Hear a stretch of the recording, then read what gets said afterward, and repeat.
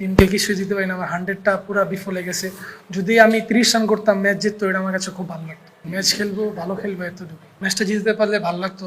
যদি এই খেলাটা যদি 3 ওভারে 40-35 রান লাগতো, তখন আমার টিমটা ফেসে যেত, সেই জন্য একটু খারাপ লাগতেছিল।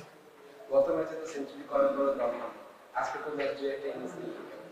আলহামদুলিল্লাহ ভালো লাগতেছে খুব, যেহেতু টিমকে একটা ভালো কন্ট্রিবিউশন দিতে পারছি।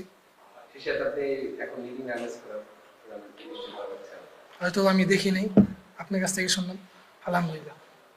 48 বলে 74 করলেন, মানে এই যে পাওয়ার জেনারেট করার যে ব্যাপারটা, এটা আসলে মানে ম্যাচে যখন নামেন তখন দেখা গেল অনেক ব্যাটসম্যান চাইলেও আসলে সেভাবে পায় না, বাট আপনি এত কম বয়সে পাচ্ছেন, এর পেছনে কারণটা কি মনে হয়?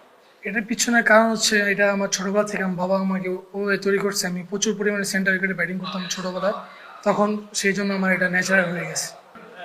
যখন আসলে ম্যাচে খেলার আগে নামেন তখন আসলে আপনার প্রস্তুতিটা কিরকম থাকে? যখন মানে একদম ম্যাচের দিনের সকালটা যদি বলি আর কি।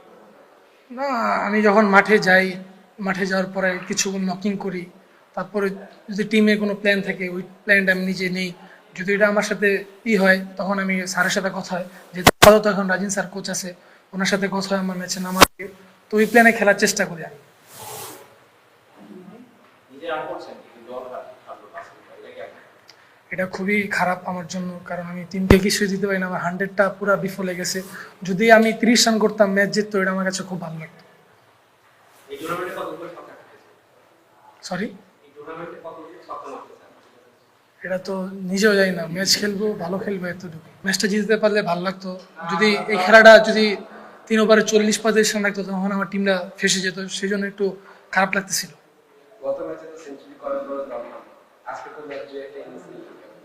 আলহামদুলিল্লাহ ভালো লাগতেছে খুব, যেহেতু টিমকে একটা ভালো কন্ট্রিবিউশন দিতে পারছি। সেটাতে এখন লিডিং রানার্স করার কি নিশ্চিত করা যাচ্ছে? হয়তো আমি দেখি নাই, আপনার কাছ থেকে শুনলাম। আলহামদুলিল্লাহ।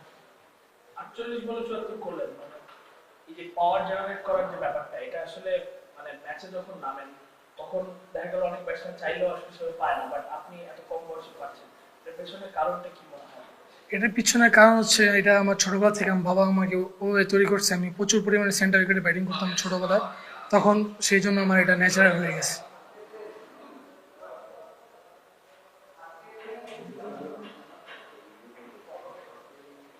Thank you.